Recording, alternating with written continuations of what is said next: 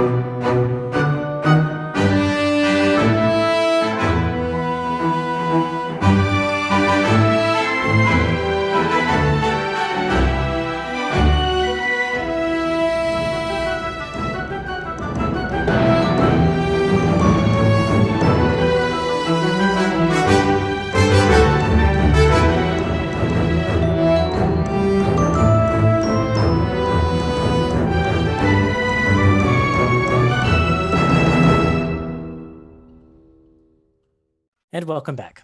Previously on Antiheroes Anonymous, the Silver Seekers were stopping in Fymir, the capital of Sergil, on their way to their new keep in Amberhearth. While there, they met an orcish cleric named Yurdod, as well as a strange woman named Esme, who turned out to be from beyond the stars.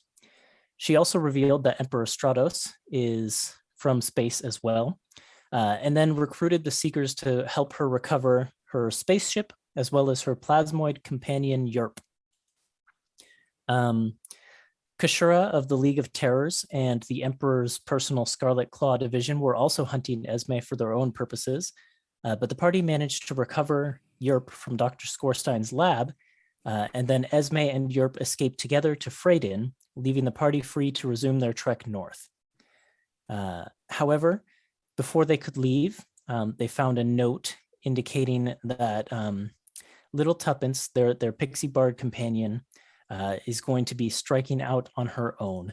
And so we pick up today, this session, the next morning, which is the 18th of the month of Sun, I believe,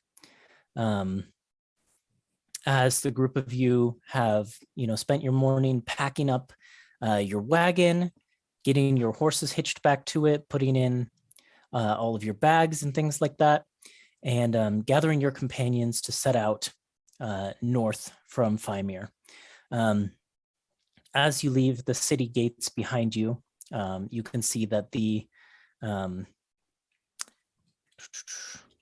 gates are kind of flanked by more of those like massive stone giant statues, which kind of were scattered throughout the city for the duration of your visit there. And you can also see that there is a railway that kind of exits the city to the east, but then part of it branches off, and it seems that a railway is being built northward, and it extends off into the distance. How far it goes, you're not quite sure. But other than that, I will turn things over to you. The current party in the wagon, there is a little bit of a somber mood, but Torin is there, Malt is there, and then Embers, Elwyn, and Vert. Question: did we get paid or anything from the Silver Seneschal? Because we didn't really resolve anything, right? I just wasn't sure if they gave us anything. Adric said that they would send couriers up your way to establish an Imperial repository in Amberhearth, basically a sister library for the Argent Athenaeum. But other than that, yeah, you didn't get any payment. Okay. But books are pretty expensive, so that's kind of a pretty good reward. Mm-hmm. Yeah, and the way that arrangement works is once the library is set up in Amberhearth, you can basically request books on a topic or specific books and have them ferried up to you from Feywild, which is a pretty good deal. Yeah.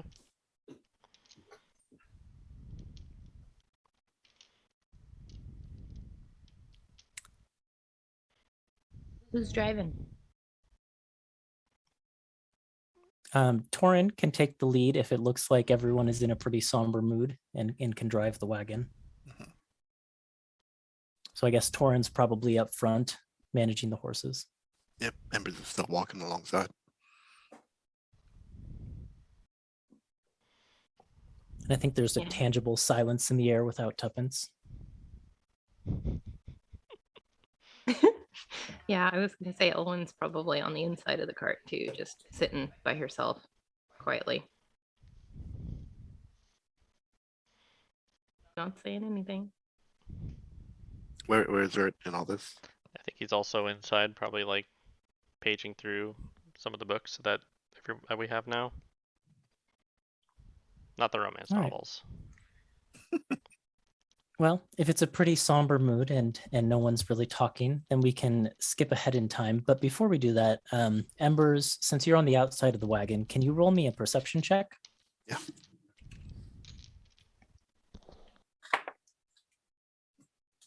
That's a 12. Okay. You spare a second to glance back at the city, and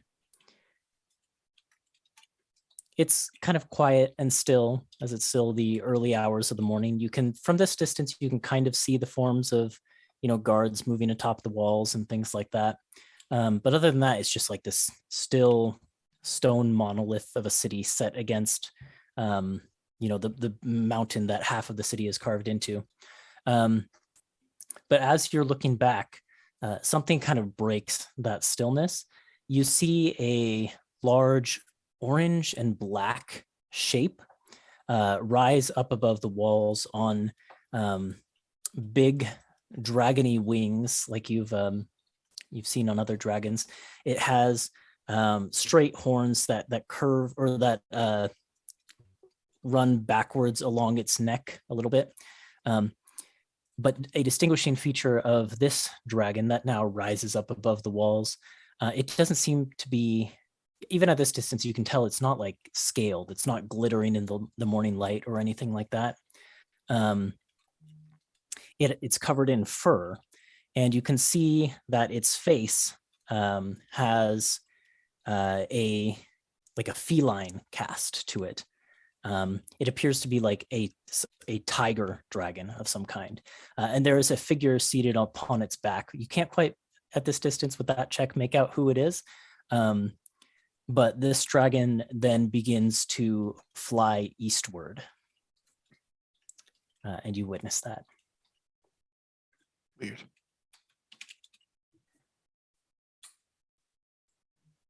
What's east of Feywild?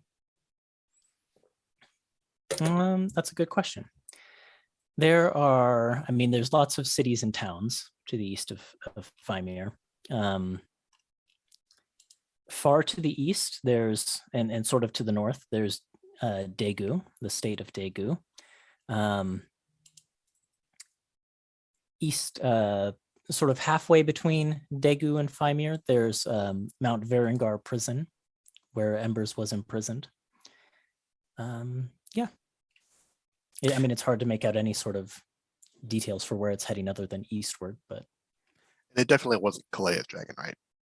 no, Kalea's dragon is a white dragon Yeah, I Yeah. think I've seen it up close even.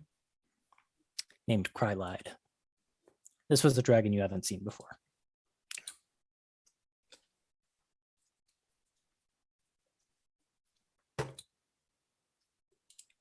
Coco, maybe we should maybe you should talk to Ambers. Sure. I mean, But- she's probably really upset, and I don't think I could cheer her up. I mean, it's kind of my fault, I feel like. Yeah, I can see how she feels. Yeah, so from there I'll close up my book and put away all my stuff, and then I'll jump out of the wagon and walk alongside Embers.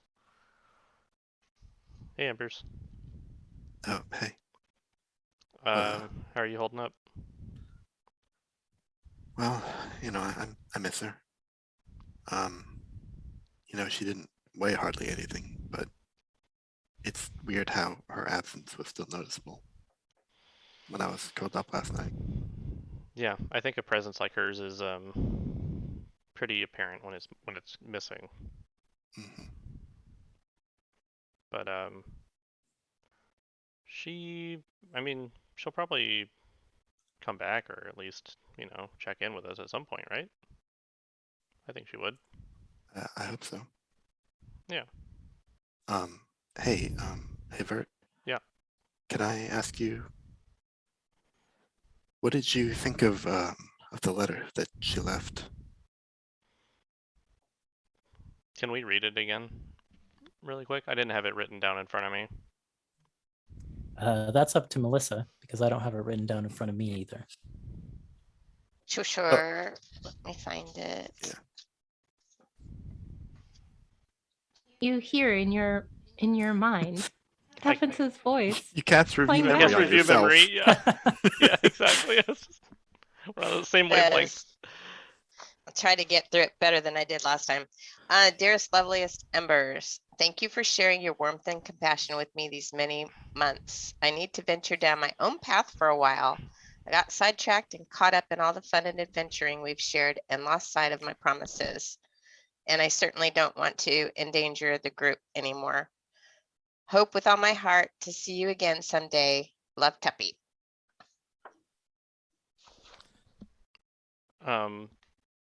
You mean just in general? What do you want? What do you think what are you? I mean, do you think that she really was a danger to the group? No, I don't think so. I think she was a irreplaceable asset, just like any of us. Embers just kind of nods slowly, a little at that. Yeah, I think we'll see her again. I think that, like, you know, you and I have both, actually all of us at this point have been on our own solo travels, and you know, I think that if she has to do something by herself, then we just wish her well and hope that she comes back safe. Yeah. And maybe we'll find a way to keep in touch with her if she wants to. We don't even know where she went. I don't think messenger drakes work if you don't know where someone's gone. They don't, right? Is it just They need a general location. they need a yeah. location, not just the... Okay, that makes sense. Yeah, but maybe there's a, like, you know, maybe we can learn some sort of magical means to do so. Maybe there's something that I can do too. Well, that would be your department and Ellen's. Yeah, I can look into that once I have a place to study or think about it a little bit more. But for now, I mean, if she left, she obviously wants a little bit of space, so we'll do what we can Right. on our end and make sure she has a home to come back to.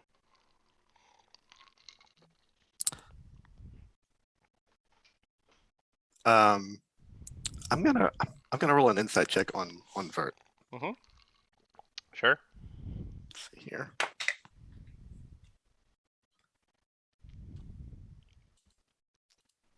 What did I get here? It's 12. Okay. I'm I'm lying. trying to fig- No, just kidding. Just kidding. I think Embers is trying to figure out, like, is Vert here, like, checking on the troops, or is Vert here, like, because he actually cares how Embers is doing,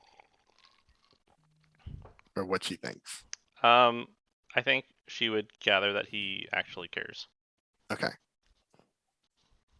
Like what he's saying is not just like, you know, this is what I read and you know, this is what I studied to how to check on morale. It's like Right. he's trying to dig into Yeah. their shared experience and feelings and make her feel better. That it's like she's not like Tuppence isn't lost. Mhm. That she's on her own journey right now. We should respect her, and you know. Yeah, and so I think she'll also respond to that with, you know, I haven't really talked to you or Elwyn or Torin or anybody really about where I came from or you know, my past much, except for just to admit that, you know, I used to be kind of wild. Sure. But you know, it took me a long time working with Maramus in prison to work through this, and Tuppence leaving kind of hit me all over again. It hurts me a little bit to be abandoned, left behind by people. Do you think? I mean, if you want to open up and talk about it, I'm all ears. I'm sure Elwyn is the same. Maybe when we make camp tonight. Yeah, absolutely. Definitely do that. Thanks. Sure, anytime. We'll rewind a little bit in time as we cut over to Tuppence. Not long after she left the note and left Tasha's tap room behind, you're flying through the streets of Fymir at night, all by yourself. What's Tuppence feeling? Is she crying as she goes? Does she look determined? She's feeling torn because I think what she wrote in the letter is really how she's feeling. She's feeling that she needs to get some stuff done before she even thinks about going back with the group, and hoping that they get things resolved before she gets back so she's doesn't create so much chaos in her wake. So a bit of determination mixed with, I don't know, sadness and regret. Sadness and regret, yeah. And It's a little bit lonely. A little bit lonely. It's as you're flying through the street with sort of these thoughts in your head. You're getting close to the city wall, which of course you don't need a gate to exit. You can just fly up and over, no problem for little Tuppence. But it's at that point that you kind of hear a sound in a side alleyway off to your side. Okay. It's like a rustling or a shuffling. I'll probably turn invisible and then go check it out. You find a dog. It's kind of a shaggy furred dog, grayish fur. It looks like it's probably like a well-bred dog, but its fur is like matted and dirty. No collar or anything like that, but it's tipped over a trash can and it's pawing through it. Okay, so she'll go over to it and go, oh, hey, little buddy. What's going on? Are you hungry? She gives him some of her rations. Yeah, it pulls its head out, and since you can communicate with animals, it says back to you, well, I need no charity. I'm doing just fine on my own, I'll have you know. Whoa, whoa, buddy. I'm assuming it's a buddy.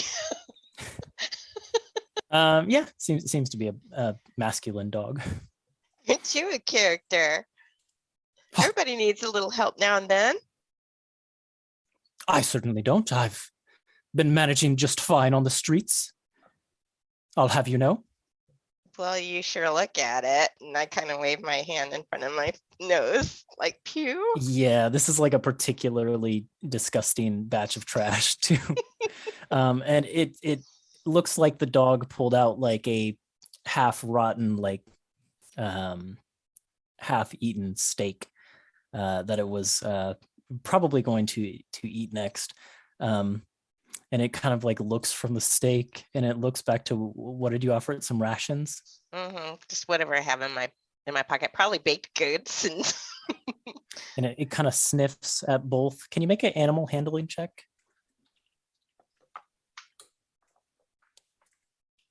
Okay. That's a 15. Okay. Yeah, it kind of pridefully it starts to take nibbles out of your rations. But as it does so, it says, well, if I ate that, I'd probably get sick anyways. So this is just good self-preservation, mind you. I don't need your charity. Well, fine. I start flying really slowly away. Wait, See no, if come back he here. follows. Yeah, it follows a little bit. What's your name? Oh, me? Bandana. And you can Ben? see it has like a ratty bandana on it that it's wearing as well. Bandana or Bandana. Yep. Hi, And I'm what is your Tuppence. name, my good I'm lady? Tuppence. A fine name. Tuppence. A fine name. Where's a small one such as yourself going alone at this hour anyhow? I hardly know, but I think I'm going to go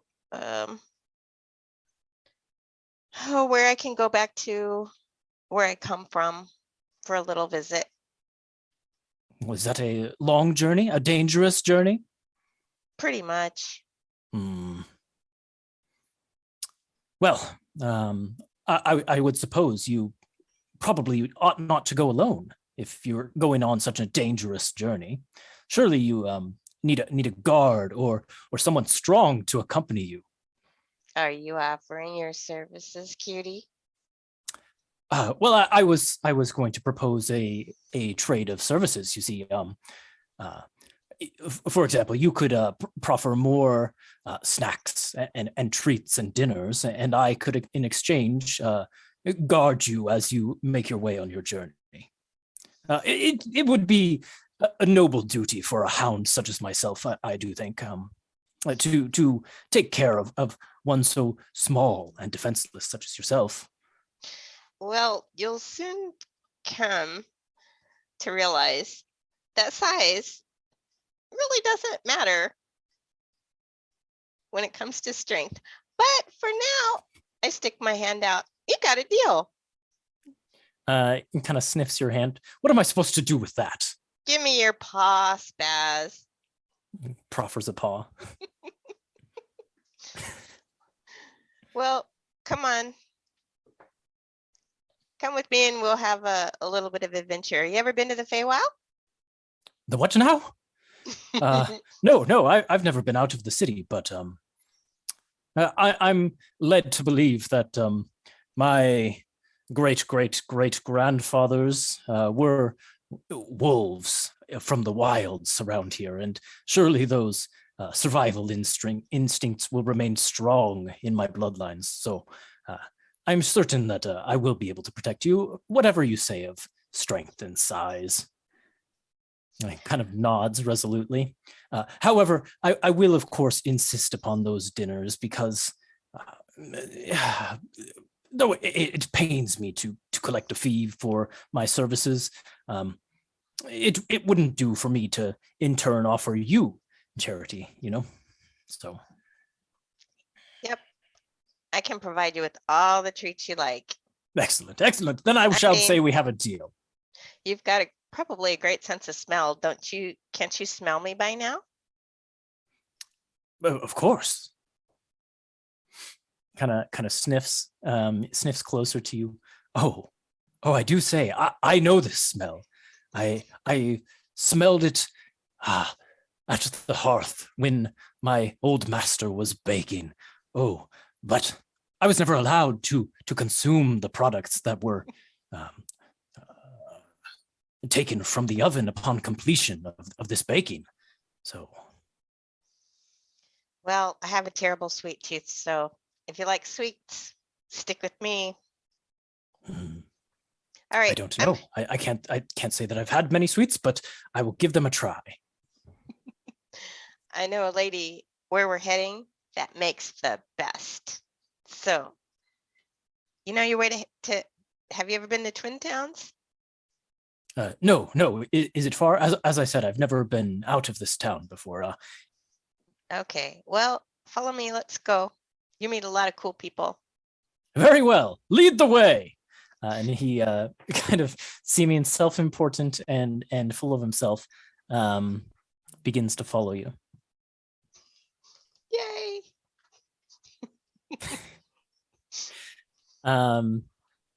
Back forward in time, the group of you have settled down kind of for your first night of travel and find yourselves kind of settled around the fire together.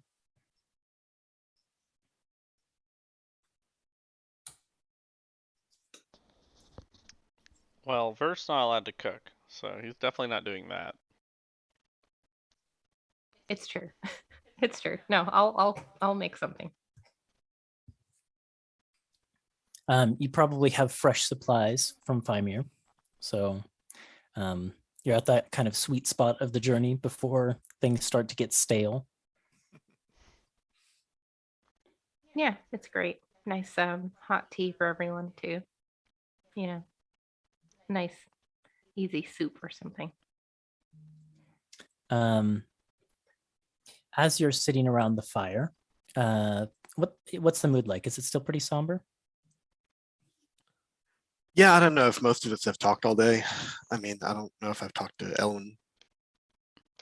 Probably not, unless yeah. you came into the wagon and Nah. talked to her. No, I think Embers was just kind of like walking along with her own thoughts most of the day. Torin is uncharacteristically staying pretty quiet, but he has Malt on his lap.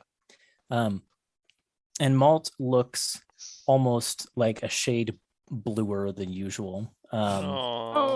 Definitely looks a little bit sad. But pretty much staying silent as well. Elwyn, as you're sitting there by the campfire, you can feel, or you can, if it's not on your person, if you can hear nearby kind of rattling and clicking sounds coming from the egg, and they are getting louder and more frequent. Yeah, I'd probably be keeping it pretty close, like if not on my lap, like beside me or somewhere. So just keep a hand on it and talk to it, that kind of thing. Okay. Yeah, you would guess based on what you read in your book and just sort of your own natural intuition as well, that this egg will probably hatch tomorrow. And like the next day at the very latest.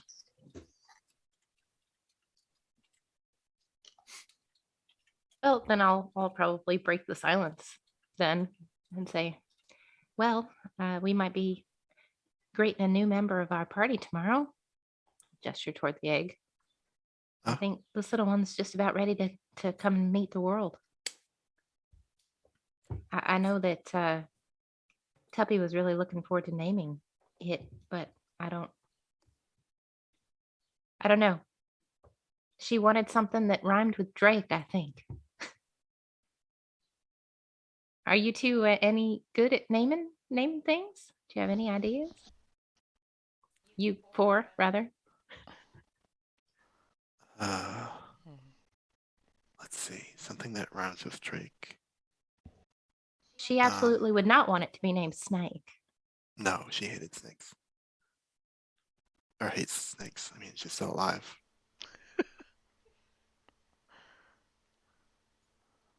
I suggested Snowflake, but maybe that's a little bit too on the nose. We don't even know what the drake's gonna look like. What the coloring's gonna be. Jake? We could call it Jake. No, that's bad.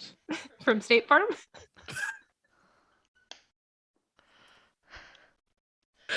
Sorry. We could wait for it to hatch and then maybe something will come to us then.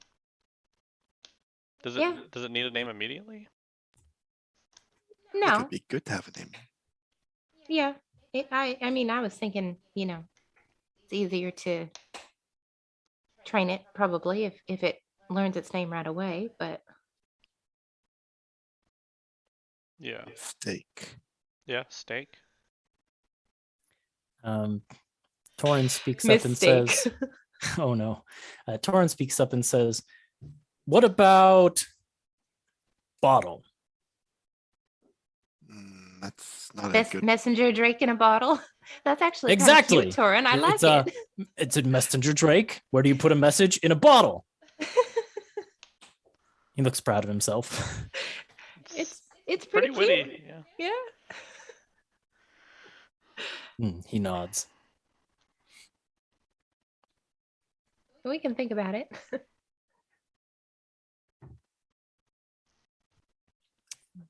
Conversation kind of lapses into silence again. Awkward silence. Does Ellen goes anyone- back to cooking.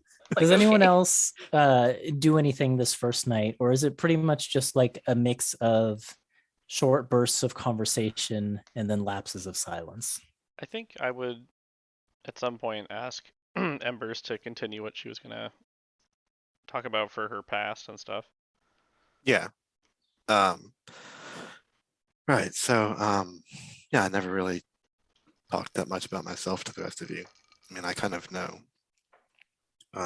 the basics of you, Ellen. I know that you're here looking for your mother. You came from the south, at the Elflands to the south, and I know that, of course. Well, I guess I know quite a bit about you now, Vert. But I don't really talk about myself apart from, I was in prison, et cetera, et cetera. So it was kind of hard for me at seeing, being around your dad and your son a little bit because they seemed like such a happy family, and it was always a reminder that I kind of grew up without parents. Mine left me behind when I was an infant. Never met him, never knew him. And I always kind of took that hard when I was growing up. I kind of led the life, and this is all stuff that I didn't really realize for myself until I kind of worked through a lot of this with Maramus. But it was kind of a thing where, I always felt like if that was how people were going to treat me, then I was going to be the kind of person who deserved it. And so I kind of spent a good long time as basically not much more than an animal, doing pretty much whatever came to mind, acting on instinct. I was kind of fun to be around for a long time until I did something terrible. So, all those bars and things that we went to in Feywild, I don't know if we're going to run into a situation like that again, but I'm not saying I've been everywhere in Stratos, but I've been to a lot of places, and there are going to be other places where that's going to happen again. People whose lives I kind of we're gonna probably run into some of the wreckage I left behind. I think we have that in common.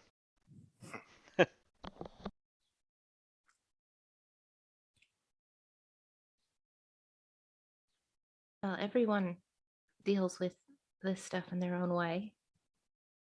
I can relate a little bit, although I've only learned recently that my mother abandoned me. Mhm. I don't know what the circumstances were. I thought she Yeah, was dead most of my life. I meant to kind of talk about that too, because one of the things that was in Tuppence's letter was about how she needed to go on and figure out some things that her own, in her own. I don't want to. I'm trying. Nick, I'm trying to think of a better word than quest. But Yeah. like, hold on, Her I'm own drawing a blank. objectives. Journey. Yes, thank you. Journey. Yeah. Yeah, she's got her own journey, and I don't think that she really felt like she was advancing on it with us. We never really spent a lot of time looking into Feywild stuff while Tuppence was with us, and I want to make sure that that doesn't happen again with you, Vert, and what you're trying to do, and with you, Ellen, and what you're trying to do. Well, I think that at least for me, the lead that I'm hoping to follow is an Amberhearth. So we're heading in the right direction. I know that for Tuppy, she had a lead in Daegu. It was something we could have looked into, but who knows how long that would have taken. So I understand.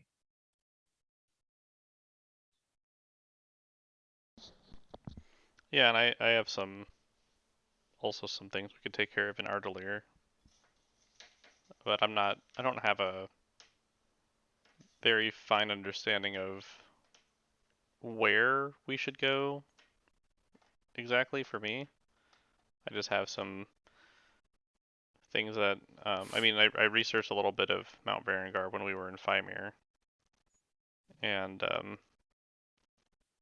maybe that's another location we come back this way. I don't know, maybe later, but I don't really have a clear objective at this current day yet either. Yeah.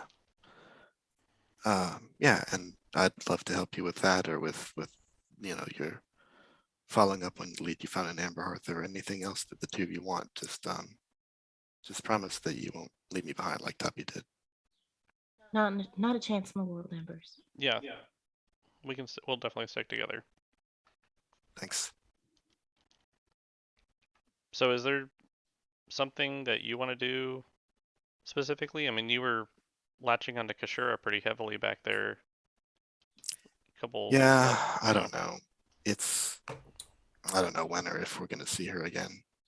I don't know how much progress I managed to make, or if I got through it at all. It's not really my strong suit. I mean, it sounds like you told us about the conversation, right? Or Yeah, okay. I did. It sounds like she was pretty sincere about what she did tell you. So maybe there is some way to follow up again, if that's what you want to do. Yeah. I think you were more persuasive than you give yourself credit for, Embers. You convinced Torin to come with us. Yeah, no, Torin speaks up when Elwyn says that and says,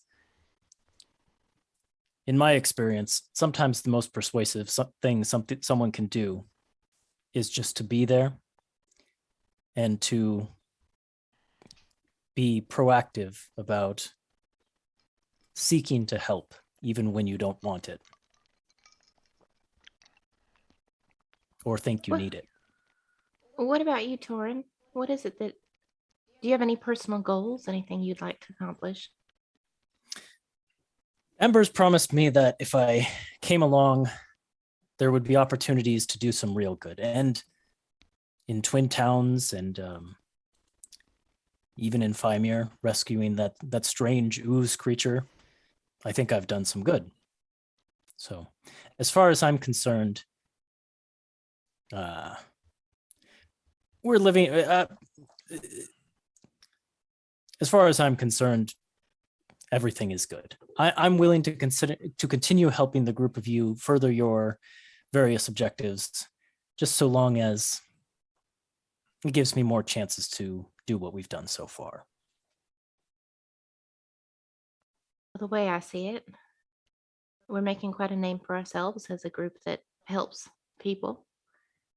I don't know if what we did or could not do in 5 years is going to set us back a little bit, but we establish our keep in Amberhearth. We make a name for ourselves as helpers, people who are out there to right wrongs and protect the people who need protected. I think You know- that's going to accomplish all of our goals at once. I asked Fritz if he'd be interested too.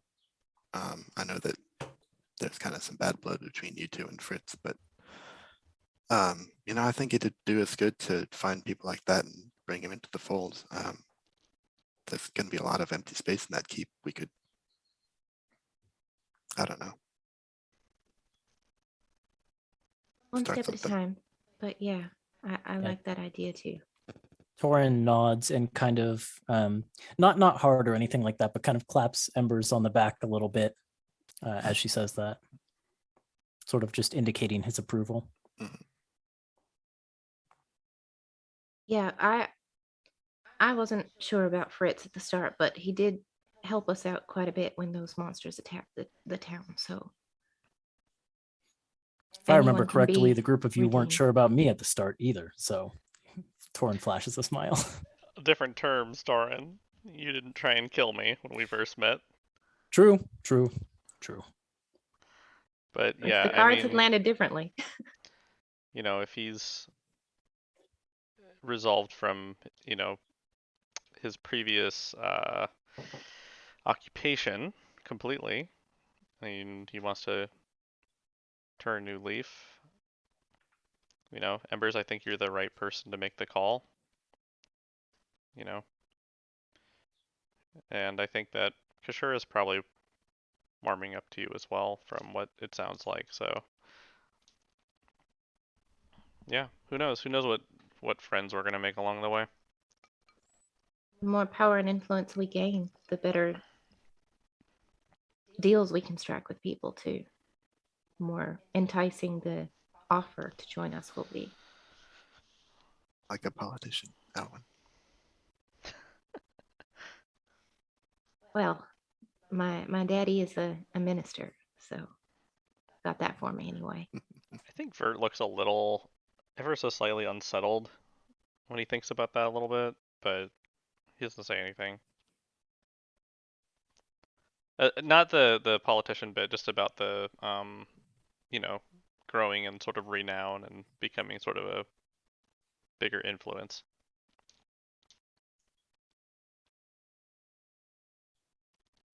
Yeah, I'm at the very least intending to throw my name around.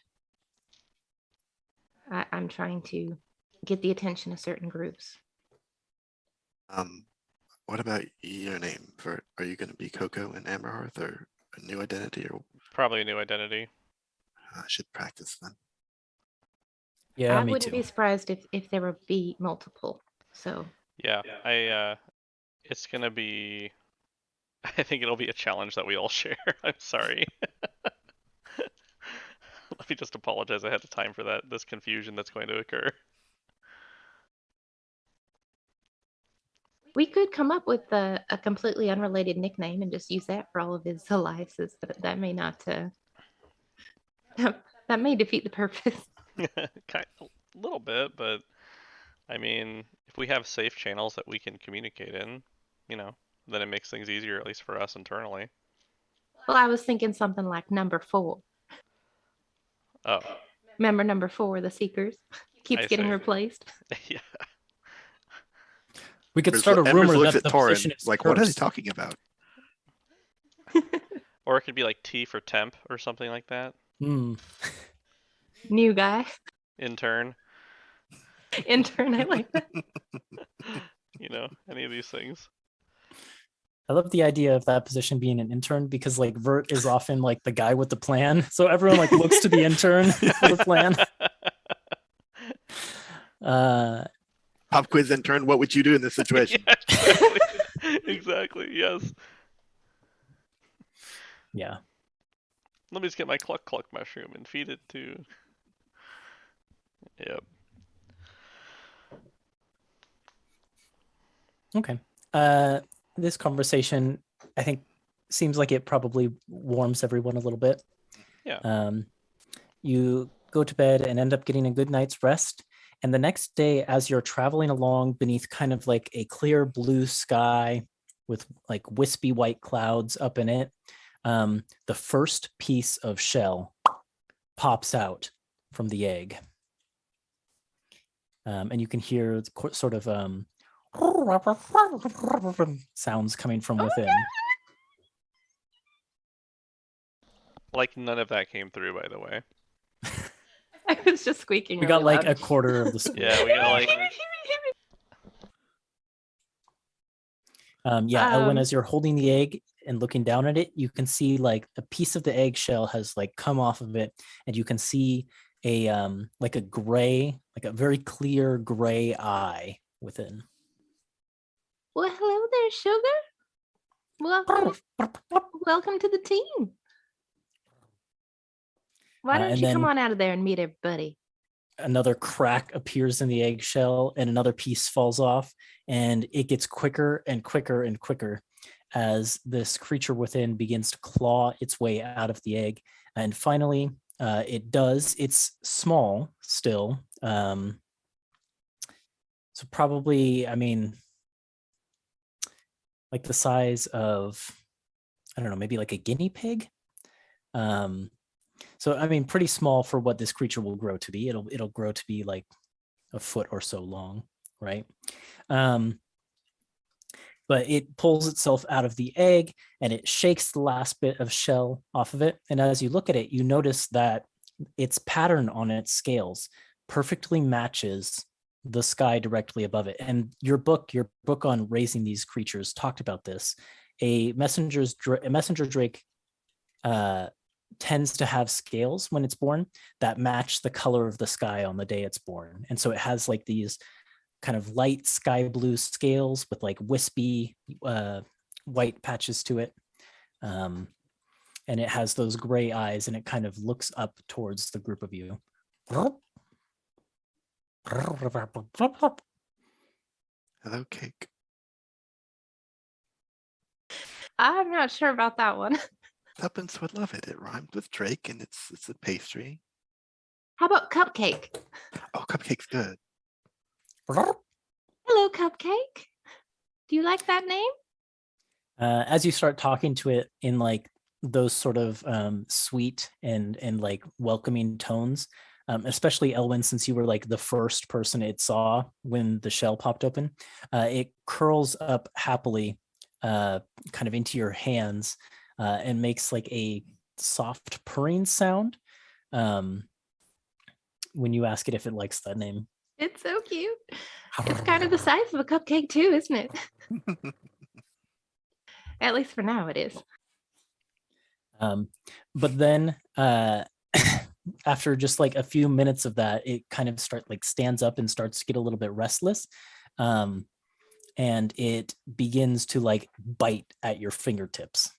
Oh, now none of that. None of that. Go on. You can go run around and stretch your wings. And I like set it on the floor of the wagon to run around a little bit. And I'm going to fetch my bag because I'm pretty sure I like made sure to get food for it based on the books that I have. And I procure some food for it and I offer it to it. Let's see, these things, I wrote out some notes about caring for them. They're carnivores, is what the book said, but they don't really need to eat too often. They stay healthy eating like once, maybe twice a week at most. Though after they fly like a long time, they often need to eat several meals in one sitting in order to recover. And they mostly eat like small rodents, but they've also been known to like catch and eat insects as well, and maybe even like small birds and bats. And so as you're going to get the food, it's like sniffing in Vert's bag, and it like reaches in and pulls out a ration and starts shaking it. Yeah, Vert will just like blink at it and like look at Ellen and be like, "Is that okay for it to eat? Can I eat that?" Well, I mean, I have some jerky. I was gonna try some jerky. Here you go, Cupcake. And I hold out some jerky for it. Yeah, he like chomps onto it.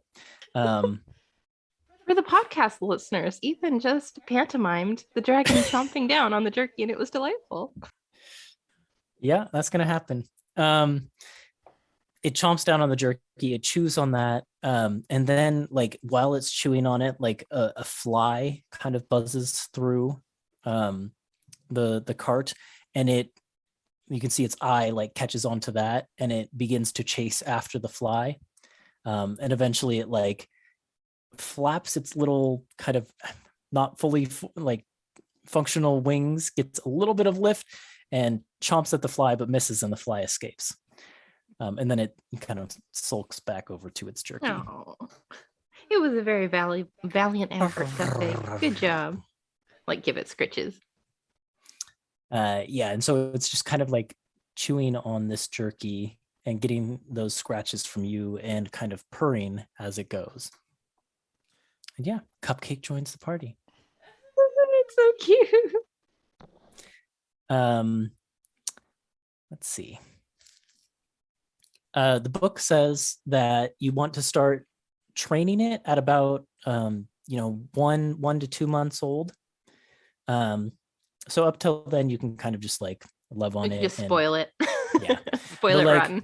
Around that point, you want to start training it to be running messages and things like that if you want to use it for that purpose. Yeah. Absolutely. I don't know how easy it is to tell like the sex of a dragon, so I'll just leave it to you to decide whether Cupcake is a male or female dragon. She's a girl. She's a girl. Okay, so Cupcake is a girl dragon. I'll make note of that. And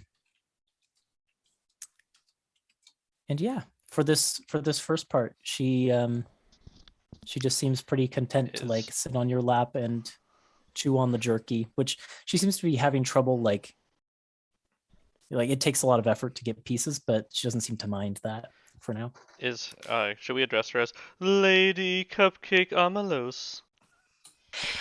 Well, yes, if we're in formal situations, I think that would be appropriate.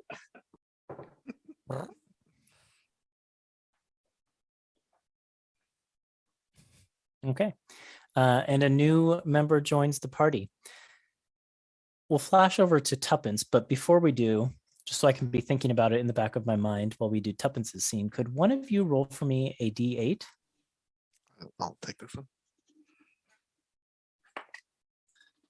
3. 3. Oh, okay. Interesting. So, Tuppence, you've been traveling with Bandana for a few days at this point. And you're heading mostly south, right? Back the way you came? Yep. You're maybe like halfway, I suppose, back to Twin Towns. And at that point, can you make me a perception check?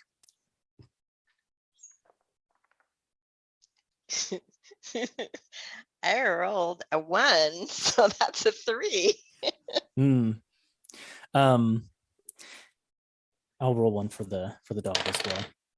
Wow, the dog rolled incredibly well. The dog stiffens. Bandana stiffens and kind of begins to sniff the air, which is blowing your direction. There's like a light breeze, and he says, "How has Bandana come to address you? Are you on like a first name basis? Do you have Tuppence call you like, or do you have Bandana call you like Mistress Tuppence, or are you just on a first name Whatever basis? he wants, Tuppy or Tuppence or Tup. Hey, T. Miss Tuppence, I've come to be aware that your sense of smell is not as refined as mine is, perchance, but I've caught a whiff of something coming our direction at speed. I can't see it, I can't hear it, but something on the winds. This way comes. All right, hold on to your tail. Tuppy casts, sprinkles pixie dust on him, then they go up into the tree, high up in the tree. Oh, nice. You cast, you sprinkle the pixie dust over Bandana, and he begins to fly up into the air. Oh my! Now, I know this is not the first time we've done this before, but it's unnerving all the same. And he begins to drift up into the trees. And just as this happens, the two of you get like maybe 20 feet off of the ground, when a blur of motion stops underneath the tree, and you see the familiar form of Thistle, kind of blue-skinned Fey with long pointy ears, about your size, clad in kind of like black or dark leather with studs all over it, and piercing. He's got piercings in his ears and like other places on his face. And he stops under the tree and he goes, no fair at all. You use magic again. I tell. I was gonna get you and your dog. I swear I was. Oh, come on, Bandana. It's only Thistle. I yell down, Thistle, when will you ever learn? I'm always gonna get the best of you. I mean, we'll see. We haven't yet proven if you can catch me without magic. Last time you used magic, this time you used magic. Stands to reason every time you'll need magic. Well, whatever gets the job done. Jelly, are I you? don't know. Kind of seems like a cheat. And Bandana just goes, well, this individual seems quite intolerable. He'll grow on you a little bit. You know, don't make snap judgments. And do you begin sort of drifting back down then? Yeah. Okay. What's going on, Thistle? Did you find anything out about that fan? Did you ever get a inkling to go look?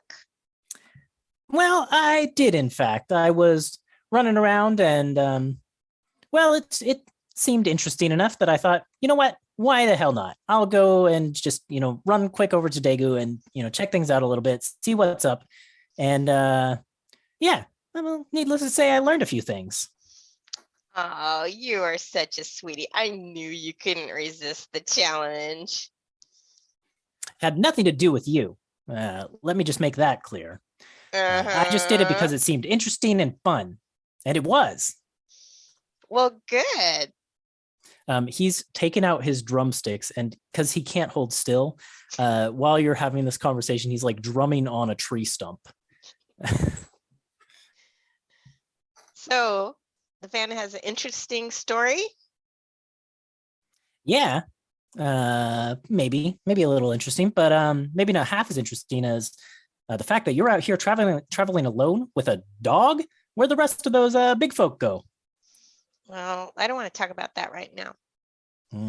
Fair enough. But we told you that we earned a keep up in Amberhearth. They're headed for that. If you ever need them, they're up there. But I don't know what need I'd have for a bunch of big folk. My experience, they just slow you down. I assume that's why you ditched them. Well, it's a long story. I don't want to get into it, but yeah, is that where you were heading to find me? I was just zooming around, thought maybe I'd run into you again, and then lo and behold, I saw a dog coming this way, thought I'd mess with it a little bit, and happened to see you kind of catching a ride in its matted fur over there. And when he says matted fur, Bandana goes, wow, so rude. How dare you? And yeah. You'll get used to it. He's just he's not as soft and fluffy as Ember. Never mind. Okay, so what did you find out? I don't know. It seems like maybe I don't know you a story if you don't know me a story. He kind of like drums a little faster. You first, then I'll tell you. Okay? Deal? Make a persuasion or intimidation check. But you already know why I'm out here. Persuasion check. Now let's do intimidation. I could cast suggestion. You could. Okay, intimidation. Ooh, that's a +4. So that's 19. Oh, okay. And you said that was intimidation. Yeah. Yeah, he kind of shrinks back a little bit and says, "It's fine. It's fine. It's cool. I don't really care anyways. Really, I'm just looking for any way to mess with you. That's just what I do. You'll get used to it." Yeah. So, I mean, the trip over there was fine. It was a pretty quick run. Didn't take me too long. I mean, you would not believe how fast I can cover ground. Like, you would not believe I am so quick compared to every other slow poke creature that just lives in this land. I do not know how they get around. It must take them ages. Tuppy's yawning. Fine. I'll cut to it. Yeah, okay. I got to these woods, Somley Woods, like you said, and I was running around that area, checking out a bunch of the different towns around there, looking for more of these fans. You got the fan? There was a fan. Cat on it. Well, long story short, yeah, I asked around. I checked in with a few people, did a little bit of schmoozing and talking, and it turns out there's a little bit of a local legend around there, you know? Ooh. And it's Yeah. not you? No, it's kind of creepy. Legend goes that there's a cottage that appears deep in the woods, but only by the night of a full moon. And unsuspecting travelers who enter the lodge meet the spirit of an evil fey cat or some sort of cat-like spirit. I don't know. They seem to have a weird opinion of the Fae over there. Kind of freaked them out, a couple of them out, just talking to me. I Anyways, get that a lot. legend has it that if you bargain well, this spirit will grant you your wildest dreams. And yeah, apparently, people who visit those lodges sometimes come away with, or that lodge sometimes come away with fans like that. Ooh, so someone's been there. How many fans are we talking about? I don't know, enough to create a local legend. I have one. That might be something fun we could do sometime, but I can't right now. Well, yeah, I mean, let's be honest. I just ran that way, so I don't really feel the need to go back to the Somley Woods of all places. Not really that much to write home about. So, Yeah, but by the full moon. I mean, Will you do it You with know- me when I'm ready?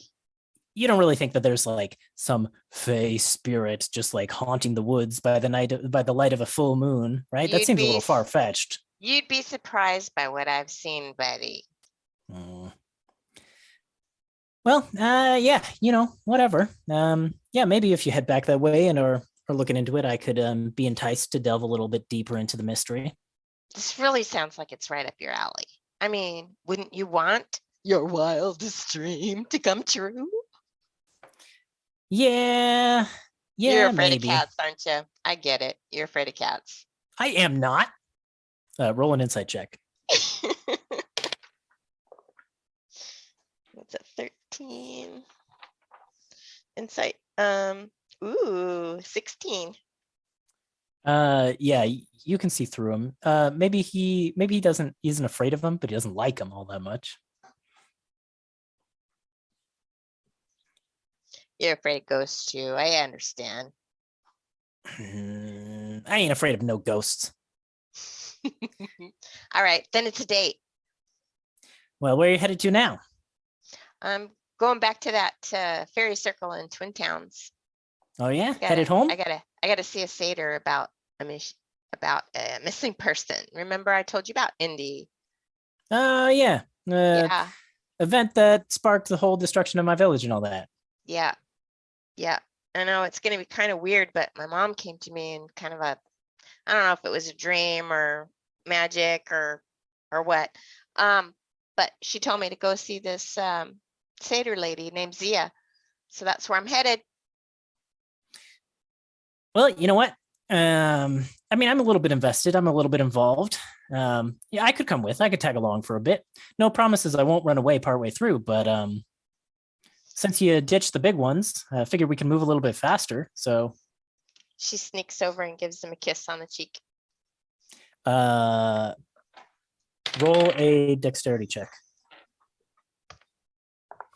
This one's been rolling well. 15 plus dex 2, 17. You just barely managed to get one on his cheek before he like zooms away. And when he finally stops, he's like 300 feet away, and he just has his hand on his cheek.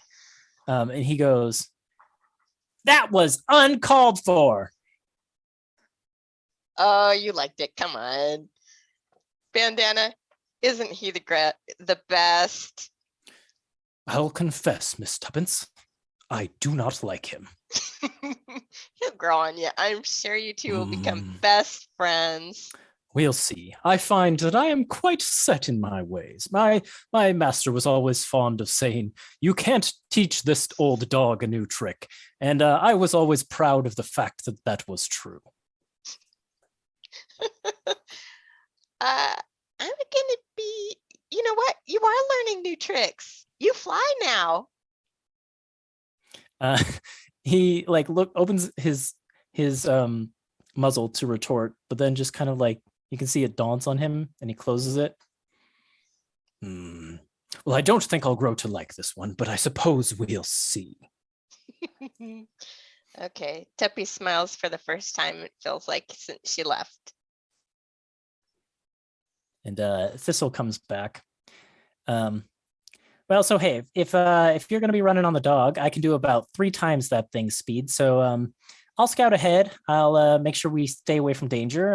I'll circle back and do the perimeter, and then by the time I've done that, I'm sure you'll have gone, I don't know what, like 30 feet. So Are you worries, sure just you're leave it not to going this to be guy. sure you're not going to be bored with us? No, I'll find plenty of ways to entertain myself. And he gives you kind of this like devilish glare that implies he's going to be trying to mess with you the entire time. I love it. Just as a player side, can Thistle fly? No, Thistle No, doesn't he have just- wings. He doesn't Just have wings. He zooms, just yep. runs. He just zooms. Okay.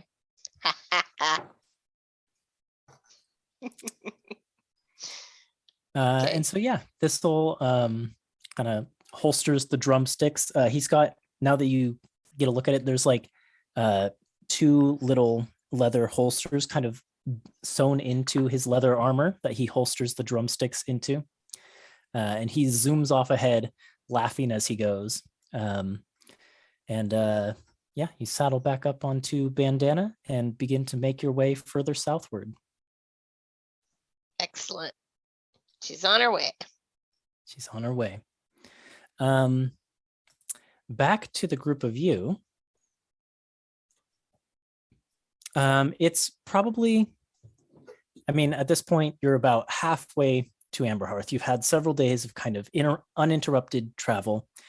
You've crossed the border from Sergil into Ardelir, and are beginning to see like a marked change in terrain. You have a lot more like rolling grasslands and hills as opposed to like sheer mountains and cliffs and cold tundra earth. And the days seem to be getting warmer as you're going north as well. It was spring even back in Feywild, but that far south, there's a clear difference between the weather here.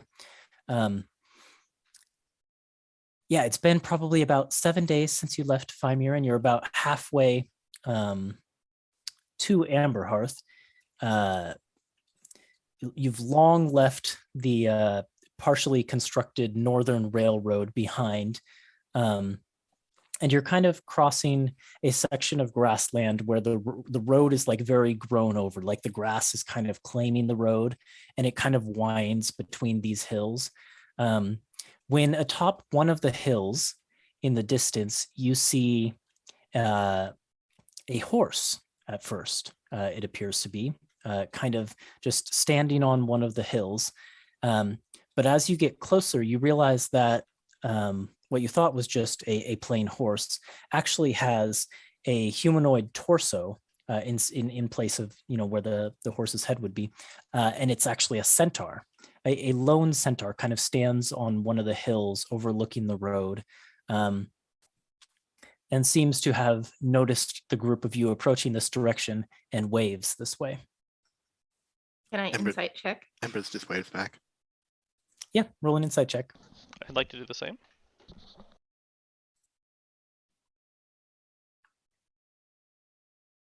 How'd you do?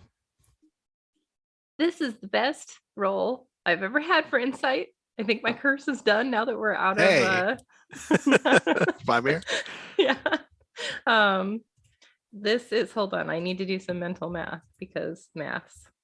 27. 7. Nice. Mhm. And Vert, how did you do? 14. 14. Okay. And what were both of you trying to figure out with your insight checks? Is he friendly? Is he trying to trick us? Yeah, Same thing for Vert. kind of the same. Was he trying to his intentions? Vert seems to have a friendly disposition from what you can tell. Elwyn, yeah, the body language of this centaur, it seems to be a woman, from what you can see.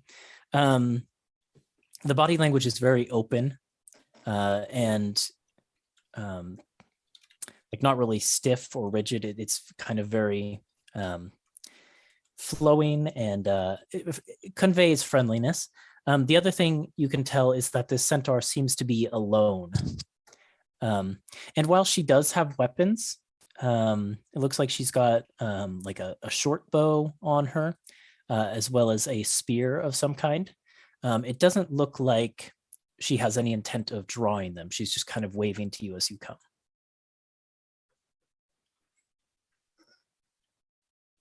Do you want to go Okay. say hi? Yeah, I mean, I'll wave back. Are centaurs a common resident of this area? Have I seen one before? You probably not, because they aren't really common to the Iron Republic. However, But I I would think, know what they are. yeah, I mean, what they are is common knowledge. Vert and Embers would probably have seen them before. There are, and I'll tell you this for free, there are a couple, actually several, tribes of like nomadic centaurs that kind of roam the plains of Ardelir. Their nomadic patterns vary from tribe to tribe, but they roam from like as far as like the western coast of Daegu all the way across Ardelir, and some of them even go like all the way up to the sort of northeast into what state is up there? Nearest, I think. So yeah, there's a couple tribes that kind of roam those directions, and they trade with cities and towns and things like that along the way. So Embers would certainly have seen them in her travels, and Vert probably in your childhood, if you ever visited Ardelir back when it was not part of the Empire. Yep. You might have encountered them. Yeah, so I would just say, yeah, they travel between certain parts of this continent. So they're around. What was that? A bit like Tabaxi, actually. Oh. Most other Tabaxi. Mm-hmm. Well, let's go see what she wants. All right. Yeah. As the wagon approaches, you can see that she has like black hair that she keeps in a kind of long braid going down the back. Like a very, very, very long braid, like it goes along her horse-like back. Anyways, and she has kind of a tannish skin tone that kind of then blends to the brown equine part of her body. And she's wearing just kind of like a leather vest with like bare sleeves, though her arms have like leather bracelets and things like that on them. And yeah, as you approach, she kind of hails you over and says, "Hello there. Hi. Headed north, are we? That's right. I'd take care if you were heading that direction." We heard there might be some trouble up there. Do you have any news for us? I don't know the specifics, but well, all of the centaur tribes that migrate that way, we've gotten word around to avoid for now. And me and my tribe, we're taking a wide loop, steering clear. From what I gather, it'd be wise of you to do the same. Actually, I might retcon part of that. Could one of you also roll a d6? Because with a traveler encounter comes a rumor, Yeah, I'll do and it. she might know something. 5. 5. Let's see. Okay, got it.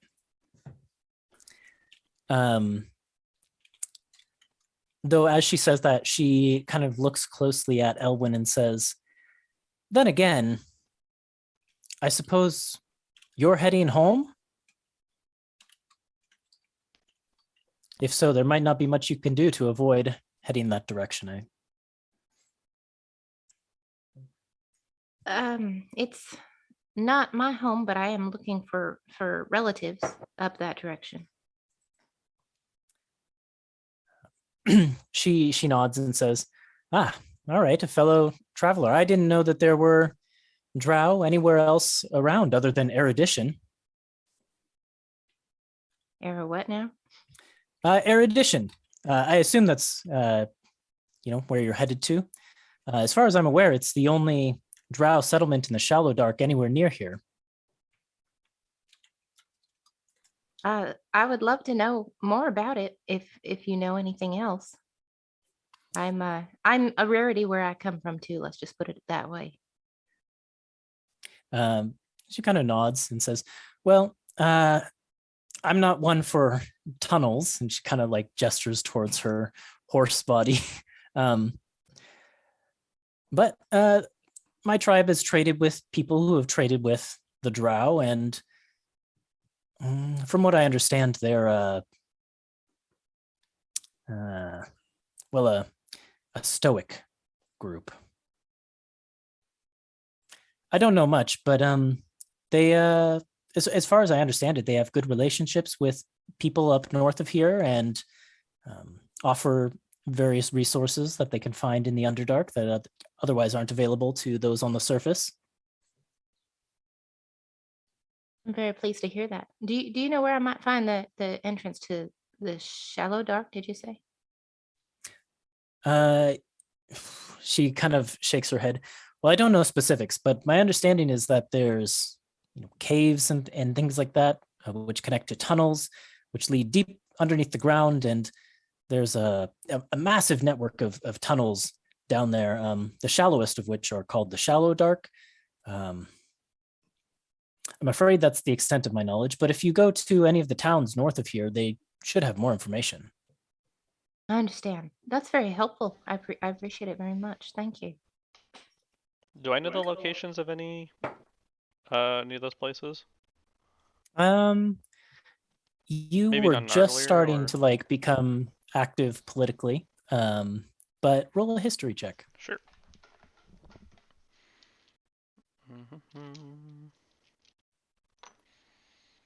Mm, it's about average. 16. Kind of racking your memory. The mention of the Shallow Dark is probably what brings it up. You recall hearing conversations between your father and your mother and some of the other important figures within Vagma about sort of their trade routes back and forth with the Underdark, which was one of the important sort of defensive capabilities of Vagma, because it allowed you to kind of like turtle up eternally because you could trade with people underground to get resources that way.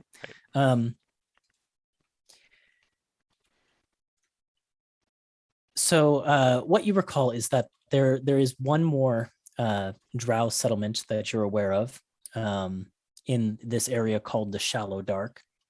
That is roughly beneath Vagma. I mean, not directly beneath, but you can get to it through tunnels that connect to Vagma. And that city was called, let me pull it up in my notes.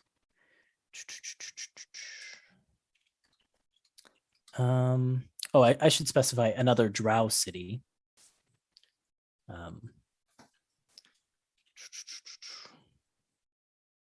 Where is it in my notes? Oh, it's in my Elwyn note. That's why.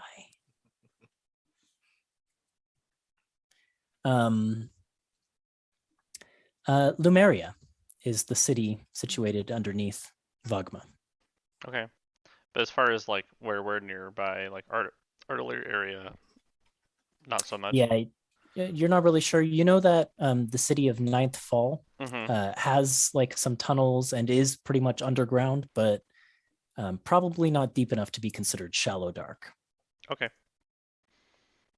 So yeah, I guess Vert just spends a little bit of time thinking about if he knows anything, but kind of comes up empty as far as the locations nearby. Mm-hmm. Sorry, ma'am, but I don't know if we caught your name. Ah, how rude of me. Ethan pops back to the other note. Let's see. Yeah, she kind of saunters over and offers a hand to you and says, I'm Artaris of the Windhill tribe.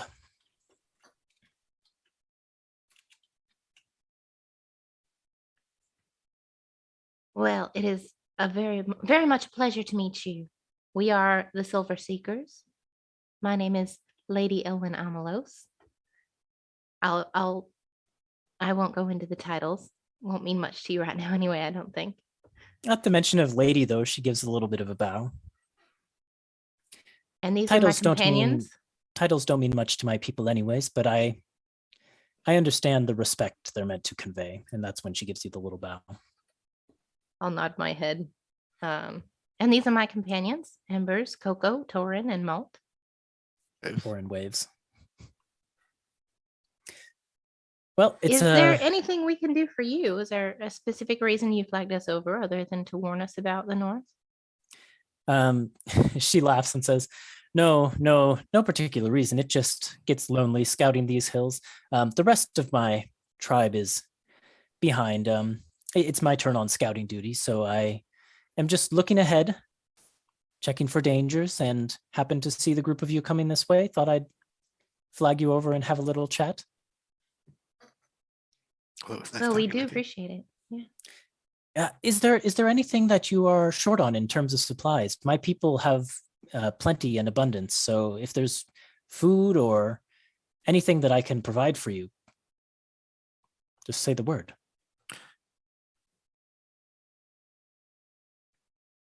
Is there?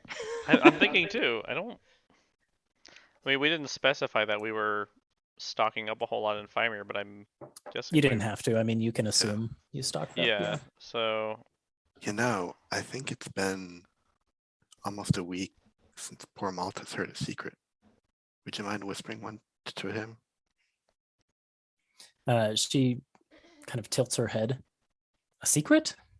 Well, I think Malt likes to eavesdrop and listen to people rather than being told, right? But maybe don't we know. could all What do you band think, Malt? together tonight. What time of day is it? It's midday-ish. Yeah, I mean, do you want to just take it easy today and maybe we can make camp together for safety and trade stories and Malt can get some secrets that way? are you trying to say to camp with this centaur or her With tribe? with their tribe. whole Oh, tribe. okay, got it. Yeah. Yep. Might be kind of Well, fun. I mean, if you we're would welcome, I certainly wouldn't be want to welcome. impose. No. Our tribe, the name I've already forgotten, was it the Windhill tribe? Windhill tribe. Wind Hill tribe. The Windhill tribe welcomes all at our fires. So you're welcome to join us, of course. I look around at the rest of the group. Yeah. Like, Vert shrugs, but sure. Okay. Then yeah, she basically tells you that she has to sort of complete her scouting loop, but then she will lead the rest of her tribe this direction. And yeah, you can travel together for a little bit and then end up camping together. This centaur tribe is probably about, I don't know, it's not a huge tribe. There's maybe 50 to 100 of them. But that kind of looks impressive when they come charging over the hills towards you. There are old centaurs among them. There are little foals who like barely come up to your shoulder. There are warriors. There are gatherers and crafts people among them. And when you sort of settle down with them, they seem to be like a generally jovial group of people. So they pretty much like surround your wagon and kind of trot with you, and basically just like make conversation and like joke and laugh and tell stories and ask you to tell them stories. And by the time they all set up camp for the night, they start to prepare a whole bunch of different like vegetarian dishes from made from things that they've like scavenged. A lot of sort of vegetarian like stews and things with like potatoes and stuff in them. Ellen is very excited about this, being pescatarian herself. She's Yeah, it's going been a to little try bit and difficult. learn. She's going to learn as much as she can, see if she can Hmm. remember as many recipes as she can, and try to help them cook. Yeah, if you show interest, all of the centaurs who are cooking, and like there's no rhyme or reason to like who is doing the cooking at the various fires here. Like at one fire, it will be like a young full boy who's doing most of the cooking sort of under the supervision of his father. And then at another fire, it's like the elderly like matriarch of the small family within the tribe that's doing the cooking. It just seems like whoever wants to do the cooking is doing the cooking. And they're more than happy, pretty much anyone who's doing the cooking, to sort of share the recipes with you. They don't have like a book or anything where they've written them down. Oh yeah, It seems no, like I'm they like just oral learning tradition by- pass on their recipes. Yeah. learning by doing it and helping them and watching. Yeah, and you find yourselves at a fire with Arteris's little family group. It's her and seems to be her wife, and they have a little foal, and one of them has an elderly father. You're not quite sure whose father it is because they both seem to refer to him as father.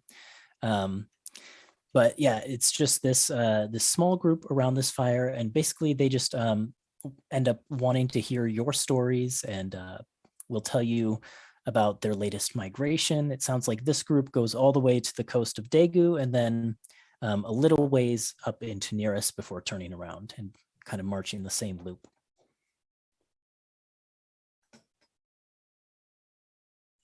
I think I'd And I think ask. we're- Go ahead. I think I'd just ask him like, so when, just out of curiosity, when was the last time you've seen a tabaxi around?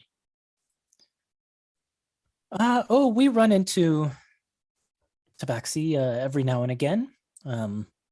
Their little clans tend to skirt around us most of the time. They don't seem too interested in intermingling, but well, that's fine with us too. I would say when was the last time we saw them? Maybe a month or so back. On the border of Daegu, we ran into a clan of tabaxi, 4 or 5.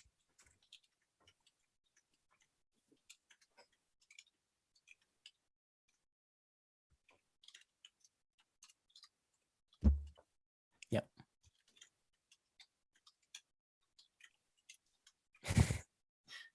And yeah, the conversation just carries on Yeah. like so. Yeah, I think we would be probably pretty open about talking about the stuff that we've seen and done too. They definitely get like particularly interested in stories of things like your exploits with the Dragontooth Brotherhood in Port Horizon Shroud. When you talk about like all of the sort of modern innovations and things like that, it seems like it draws their interest, but not in like a oh, we really want that sort of modern technology, just more of like, wow, I can't believe that's possible, you know, that sort of thing. Mhm. And yeah, they really are interested in hearing like the stories from the cities, just because like the perspective is so different from their lives. They just seem kind of fascinated by it. Yep. I think Elwyn would be very, very open about talking about, especially the tech and Fimir, because it's very different for her too and what she's used to. So she, Mhm. I know, right? It was so crazy kind of energy. I'll never know what's wrong with a good fire, but well, to each their own. Oh, Coco, you should show them that what was it called? A radio that we got? Oh yeah. So he'll reach into his bag and produce the radio that he won for being the, you know, the best in show. Yeah, and it's got like a small battery pack, we'll say. So you can even kind of turn it on and like turn the dial. It makes that kind of where sound at first, but eventually you find a station. Yeah. That's Frequency. yeah, a frequency that's broadcasting some music. And as soon as the music comes across, the centaurs sort of in the nearby area just begin to like perk up, and a lot of them like get up and start dancing together, which is a sight because 4 hooves each. All right. 4 left hooves. Yeah. Yep. So I'll just you know, as much as they want to kind of change the volume to meet their enthusiasm, I guess. That reminds me, when did they say the performance was going to start for the Heartwood book? Oh yeah. I will say maybe like end of this month. We got to listen to my stories. Oh yeah, huh? Okay. So it'll probably be not too long after you get to Amberhearth. Great. So. We're going to have to mark that on the calendar. Yep. The 75th of Sun or something like that. Yeah. Mhm. And yeah, unless there's anything else in particular you want to do, sort of just a good, calm, wholesome night is had by all. Does Malt look a little bit more chipper now that he's in a crowd, kind of listening in on things? Yeah, Malt takes up a position. There's no like rafters or anything like that, but he sits like on top of the canopy of the wagon, which everyone is kind of surrounding, and like walks from end to end of the wagon, listening in on people. That's good. Looks a little bit more cheerful. Okay. Yeah.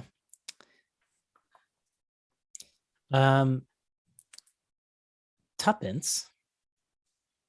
I don't have any more Tuppence scenes planned, but eventually you get to your destination. Where do you go when you arrive in Twin Towns? So she's looking for the area where the red caps were sent back down, you know, that so that she can bridge the gap and try to find the entry to the Feywild, because she knows it was over there somewhere. So she doesn't stop in at the the Golden Anchor Tavern. Oh, I think she would revisit all her friends, because she wants to introduce you know, her new gang, Bandana and Thistle. Can't have a hard time remembering his name. And Thistle, because she promised the treats to Bandana for coming with. So I think she would stop in and visit for a little while. Okay. Yeah. So you kind of stop in and have a little bit of a drink with Hakan and Bardrin. Bardrin, it seems to be, is pretty much fully manifesting all the time now, enough to the point where she's like helping around the tavern. Aw, that's so great. So Hakan's probably been practicing with that. And I would say, I mean, I won't speak for Will, but he's probably happy to see you. Yeah. You stop in at Rhymestrand and talk to the mayor there, and you learn that what was his name? The blacksmith. Shoot. Oh, Buckhorn. Was No, it like Murdoch or something like that? Yeah, Murdoch. Yeah. Murdoch. Murdoch Cold Lake has has basically moved, has kind of like built a small temporary house over by The kobold. the kobold. I'm blanking on everyone's names. This is bad. Very. Yeah, Yeah, a very good invention. Basically made a small like house away from home over by her place, and the two of them have started working together, making all kinds of things. And the mayor of Glimmercairn takes you in for a little bit to shower you with like helping after helping of berry tarts and the sort of cider that she makes. Mm-hmm. Oh, I felt so spoiled. She really loves bandana, by the way. Yep. She definitely like pulls out a bunch of blankets and sets them in front of the fire for bandana. A little bit less taken with Thistle. But yeah, and eventually you explain what your situation to her, and she whose name I also am trying to remember. That was Dazzleberry. Dazzleberry. Yeah, Mayor Talwyn Dazzleberry says, well, all right, if you're headed to the Feywild, I guess I can get some of the old folks together and we can open up the fairy ring again. Oh, that would be so great. She does an aside to Tawin's what was her name? The one that bakes a lot. Oda? And she does an aside and says, I will buy so many of your baked goods if we can find someone to give this dog a bath. When you say that, Oda kind of like looks at your pack and says, but how would you even carry them? And Tawin basically says, I will do it. Pick me. I will bathe this dog. Well, I'm going to eat a lot of them, so I don't think there'll be many left to pack. I'm sure these two will help.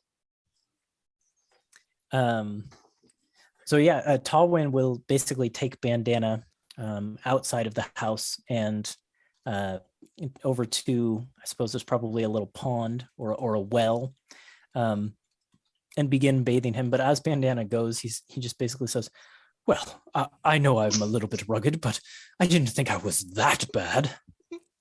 Well, we're going to the Feywild. I just want you to look your best and feel your best. I do feel my best. And he kind of harumphs a little bit as he goes off to get a bath.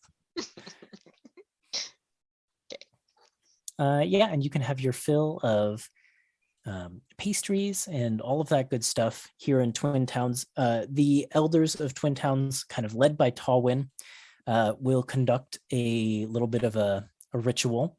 And at the sort of fairy ring that makes up the center of Glimmercairn, in the midst of the standing stones there.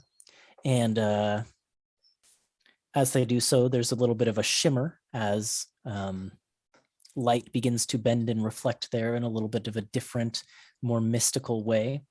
And Tallwyn will say, all right, well, this ring's open for now, but I hate to say it, we're going to have to close it up. I know that you made a deal with the Redcaps and told them not to come back, but, well, you know how the Uncourtables are. They're not particularly trustworthy. I don't know. If there's a way to come back, they'll find it. They sure will. Completely understand. I appreciate it so much.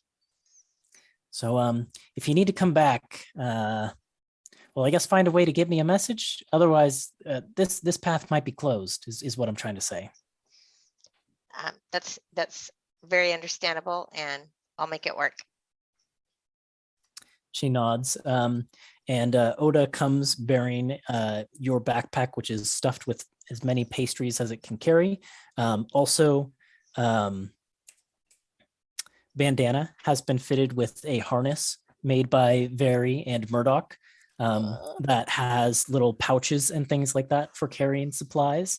It's got even a little bit of a saddle on it, but Bandana's like, I don't know why I need a saddle. I found it just fine when you were clinging to my fur, but if you wish to reduce me to a common horse, so be it. Oh, I think you look very handsome in it, and I think it raises your stature. I don't think it demeans you. And he has a fresh bandana that has Tawin Dazzleberry cider, like a logo on it. Thistle comes running up and kind of with one of the drumsticks tries to poke Bandana somewhere inappropriate. Do you help Bandana get out of the way in time? Yeah, I think I'll use Mage Hand to kind of push Thistle back to kind of block it. Well, come on. Just having a little fun. And with that, the group of you can step into the Feywild. And we'll Yeah, get see. like little that sound, you know, like it's not harps, it's like those things with the drum has. She's gone. Oh yeah, the Like chimes. symbols Yeah. or something. Chimes. Yeah, there's sort of a flash of light, and the trio of you are gone.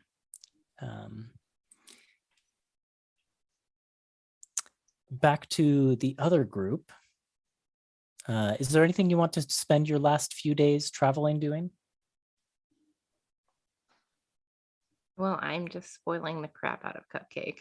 Just giving her all of the love. Yeah, she's loving it. She's why don't you roll for me an animal handling check? Well, all right. And since you're free with treats, you can roll at advantage.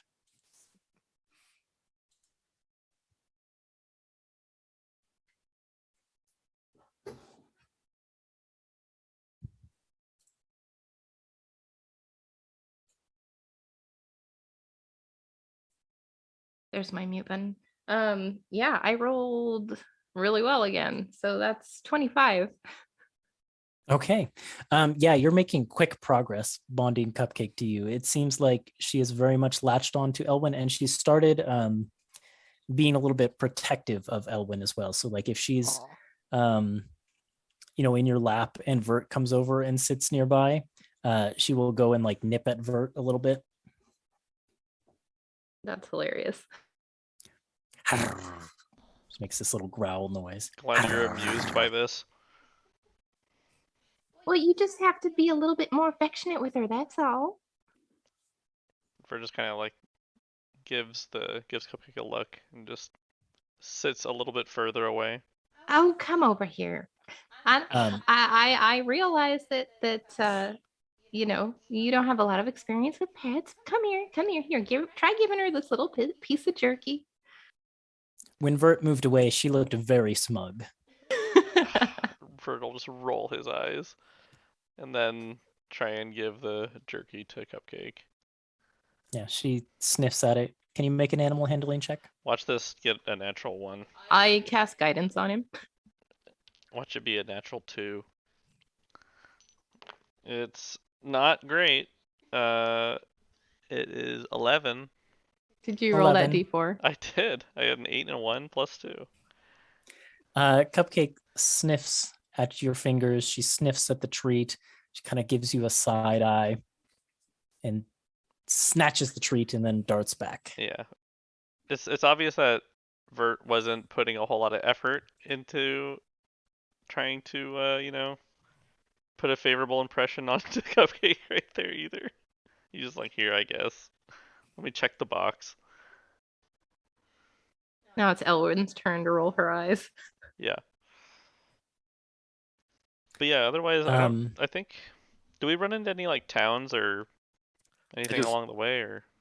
That's just what I wanna was going to say- say.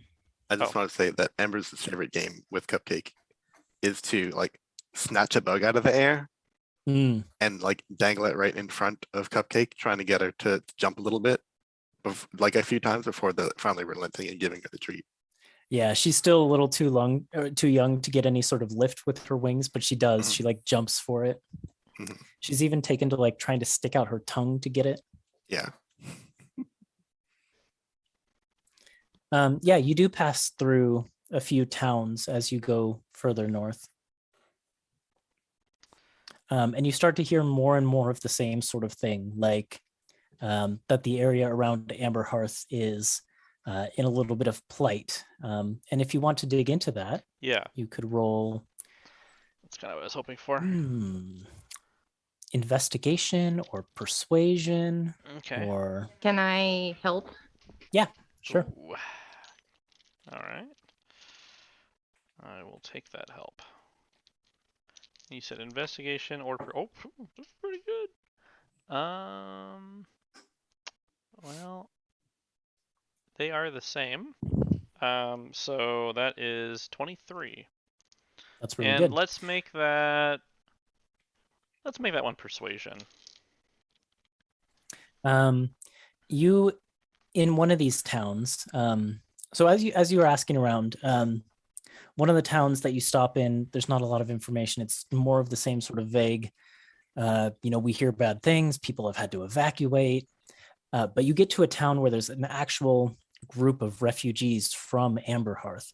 And in one of the taverns there, when you're passing through, it's night, so maybe you like stop and stay.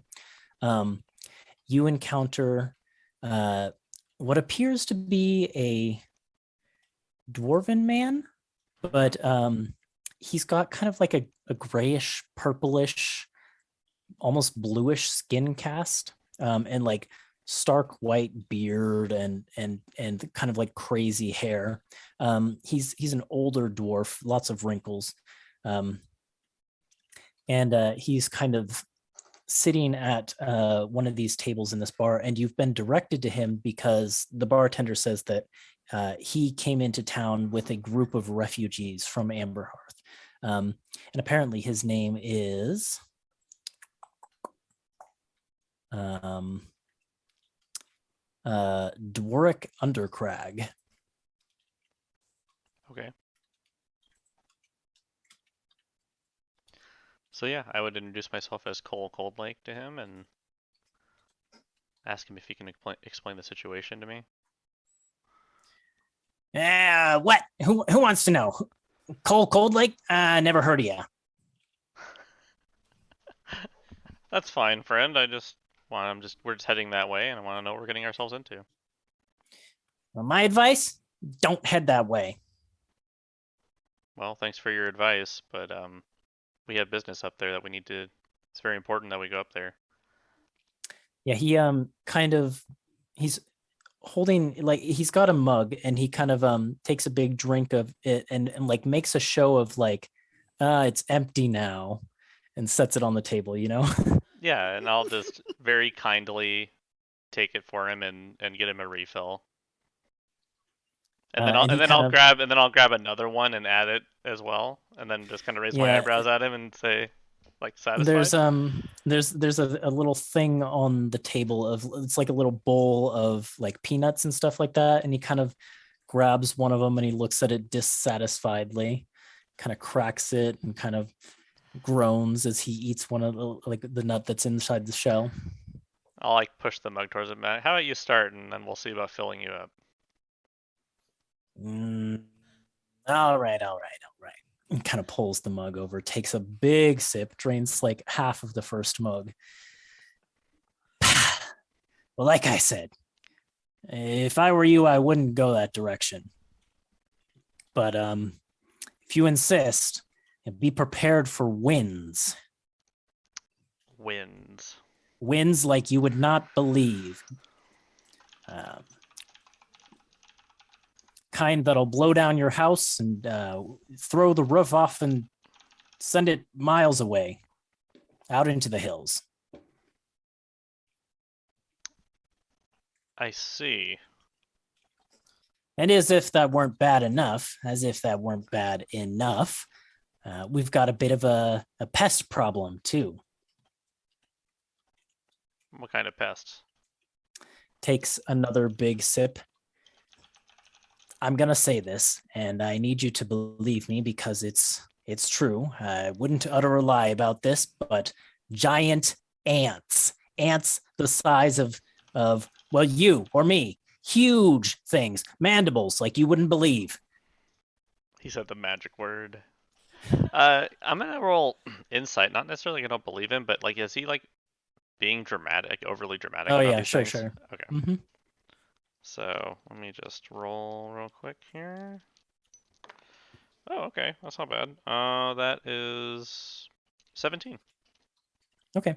Yeah, especially as he continues on, it becomes clear, like you start to see a haunted look in his eyes. Uh-huh. Um, and it becomes increasingly clear the more he goes on that like uh what he experienced was definitely traumatic Mm-hmm. to him. So he may be exaggerating a little, but like from his perspective, this was a huge disaster. Okay. And he as he gets that kind of that haunted look in his eyes, he explains, uh, "Well, I used to run a bakery up there, a humble baker by trade, um, little place I called the finest flour."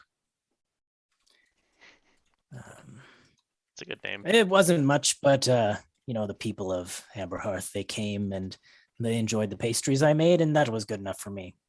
But one day, floorboards started to bulge upward, and I thought, well, maybe there's some rot or something, and maybe it's just waterlogged. Or I thought, put it on the list of things to fix. The list goes on and on.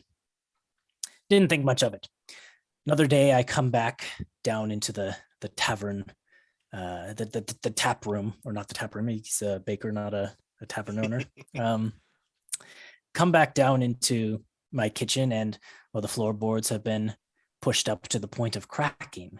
And I think, well, now something is going on. And I pull them back, and the dirt, the ground beneath, has risen up, formed a mound of some kind there. And I thought, well, certainly strange, but nothing to be worried about.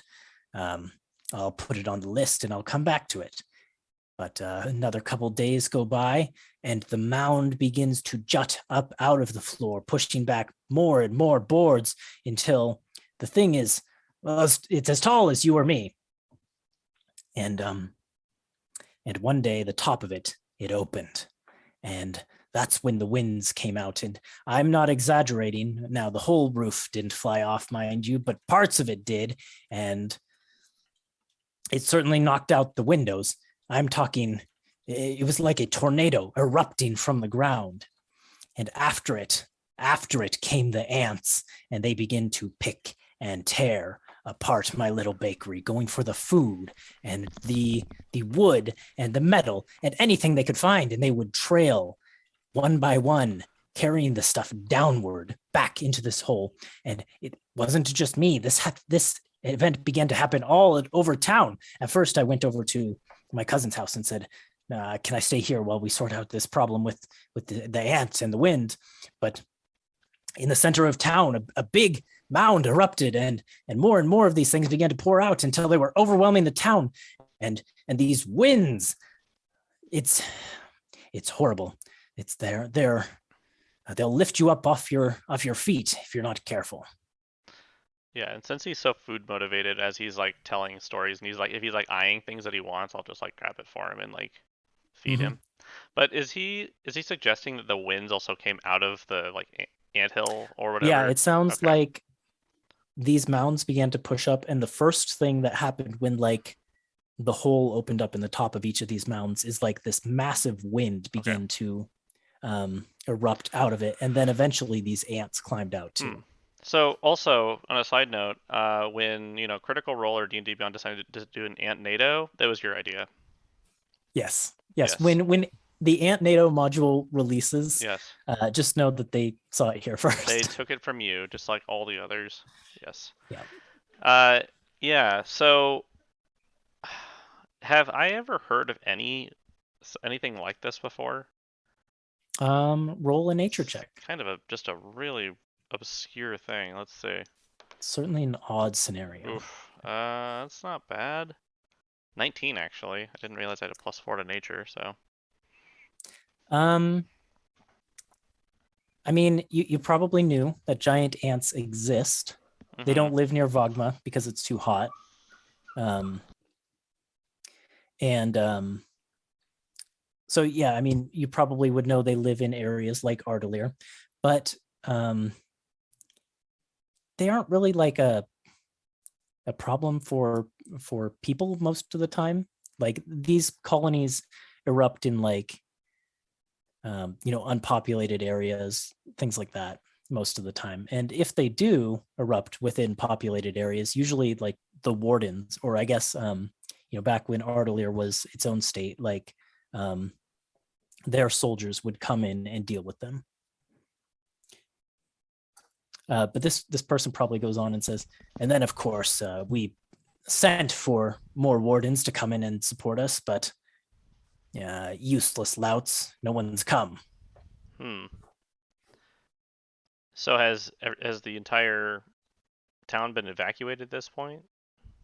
Well, I left with a small group before things got truly desperate, from what I hear. But as far as I understand it, everyone's left. I'll give you another rumor here. I'm not going to roll for it because I know which one I want to give to you. Okay. And he says, well, from what I hear, I've stayed in contact with a few of the other refugees. Some of them are in towns not far away from here, but I heard some of them encountered a traveler, an adventurer of sorts, wearing some sort of distinctive orange and green armor, and they say she seemed pretty tough. So I guess they tried to persuade her to go help with the problem up there. I'm not sure if she actually went, but well, if she did, she's doing more than the wardens. Orange and green armor, huh?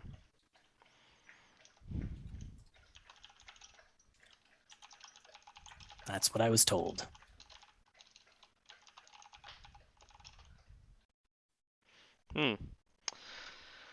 Well, that's certainly interesting. Thank you for your time and your caution. He kind of raises his third mug that you bought him to you and says, "Thank you for your contribution." And he just kind of holds it up to you to cheers. Good information is priceless. And then I'll cheers him back. Has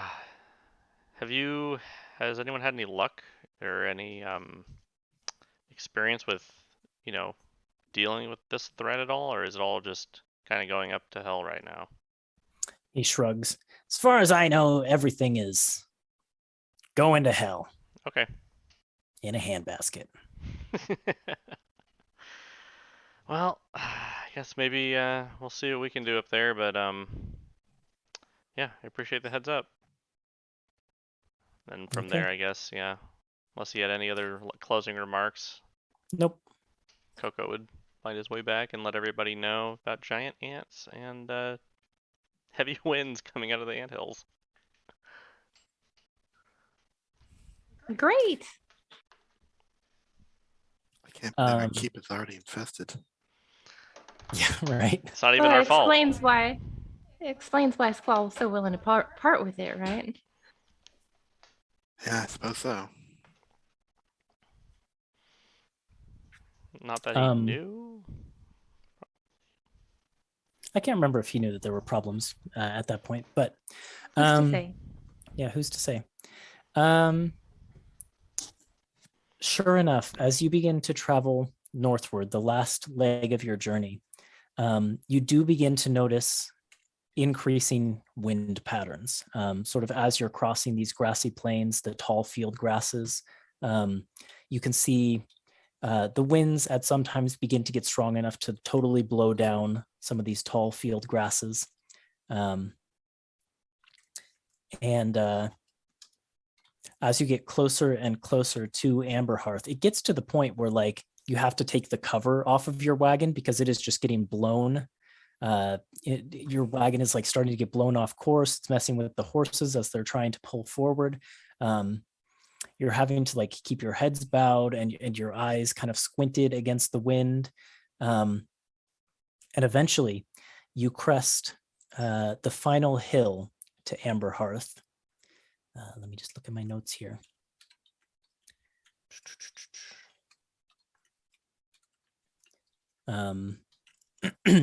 It's a medium-sized farming town that seems to be nestled between lots more of these green grassy fields and rolling hills. There's also a few thick forests that kind of are at certain sides of the town. There's even a small lake or pond, but this idyllic view of the town is certainly marred by the numerous tall dirt mounds, now some maybe even up to like 10, 15 feet tall that you can see from your vantage point here up on the hills, that kind of pockmark the streets. And you can see that houses and other buildings lie in shambles around these mounds that have risen up out of the ground, as lines of ants the size of people stream forth, collecting debris, food, and anything they can find to bring back to their tunnel homes. And all the while, a veritable tempest swirls around the city. As you look up into the sky, you can see the clouds above seem to be swirling in a fast, circular tempest-like pattern, and the wind kind of whips across your faces, blowing your hair this way and that. And we will pick up with the group of you next time, season 3 of Antiheroes Anonymous. But before that, I'm going to continue the tradition of season 1, and I'm going to end with 2 scenes that none of the party sees, starting with the one that relates to Tuppence.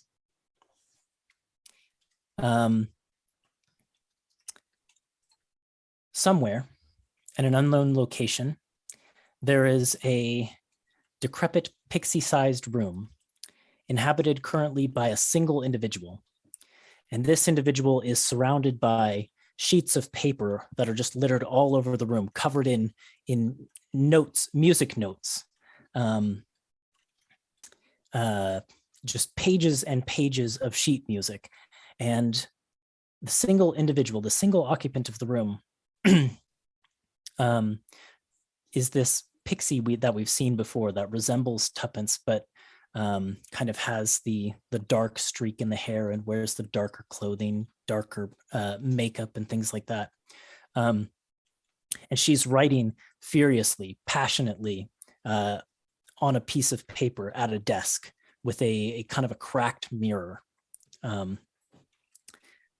And we can see that the notes that she's scribbling are kind of set next to a piece of paper that reads the Concerto of Cleaving in Sylvan across the top. But what she's scribbling seems to be kind of like an altered version of the concerto. It's set into a shifted yet parallel key. And where the Concerto of Cleaving has flowing or has sharp staccato notes, the concerto, or the one that she's writing, has kind of flowing legato ones, sort of in parallel but similar positions. And she puts a final flourish on the last measure of what she's writing. And after she does so, she kind of pauses at the top of the paper and begins to write out a new title in Sylvan. And it reads, Sonata of Salvation. And she begins to rise from her position at the desk, and she kind of calls to someone who's outside the room, and someone comes in, but we don't really see who they are. And she says, my work here is finally done, and we are one step closer to salvation. Ready the court of outcasts to begin seeking the orchestra. My false self has left her group and will surely be doing the same. Fortunately, they are directionless and scattered across the domains. But more importantly, we already have our conductor. And she gets a devious, sort of mischievous look in her eyes as she says that. And the other figure rushes out of the room, and she takes one last look at her Sonata of Salvation and begins to gather the sheet music together as she kind of rolls it up into a scroll tube, puts it in, straps it on her back, and sets out to achieve her objective, whatever that may be. The other scene that the group of us don't see is a dark chamber. It's circular, but there are a few dim lines of white light that kind of run around the perimeter, set into the floor, mostly. And they kind of light a single figure who stands in this room, tall, standing proud. Kashura is the only person here. But there are 6 dark alcoves that surround the room, and slowly, one by one, they begin to light up. One of them with sort of a green light, one with a black light, one with a fiery burning red, and one with kind of a swirling purplish. The 5th and 6th alcoves remain dark. Kashura, as the last alcove lights up, kneels and bows her head, saying, "The Emerald Dragon was sighted in Freydin. Her psionic invisibility thwarted our attempts to track her while she was in the Empire, but my hope is that the Dreamer can keep an eye on her while she is there. Unfortunately, I don't think we dare try to take her now, at the risk of gaining the attention of powerful factions in that country. Not yet, anyways." And the purple alcove kind of pulses with stronger light as a voice emanates from there, a figure who is not present, but somehow communicates with the space. And it says, "Yet another failure, my dear Kashura. If not for your ability to walk among the vermin undetected, I might question why we don't just put you and yours to a more practical use." The black lit alcove pulses angrily and says, "Silence, Cephalosk. There will be plenty to satisfy your people's appetites when we have recaptured what is rightfully ours. The creatures have thousands of years to spread across the planet, after all." And as the voice says that, Kashura stands and says, "The Emerald Dragon allied herself with those Silver Seekers from Port Horizon Shroud. That's the only reason she escaped. They won't best me again. I swear it." And she has kind of a pleading tone to her voice as she says that. And in response, the green alcove lights up and says, "You had best hope not, daughter of serpents. Next time we will not be so lenient." And that kind of threat hangs on the words for a moment before Kashura looks up and says, "So, what are my next orders?" And the purple pillar, or the purple alcove, pulses with light again. "Come to me next. My work here is nearly done, but if these Silver Seekers you speak of are as persistent as you claim, you may be required to fulfill that vow of yours."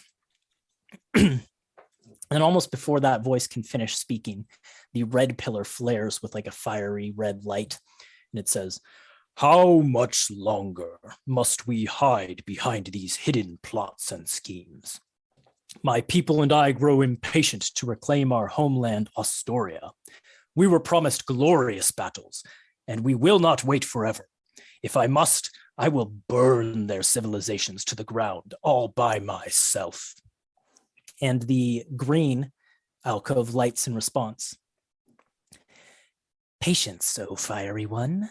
The longer we maintain our secrecy, the stronger our position will be when we are at last revealed. Besides, we need more time to suss out the allegiances of their so-called emperor.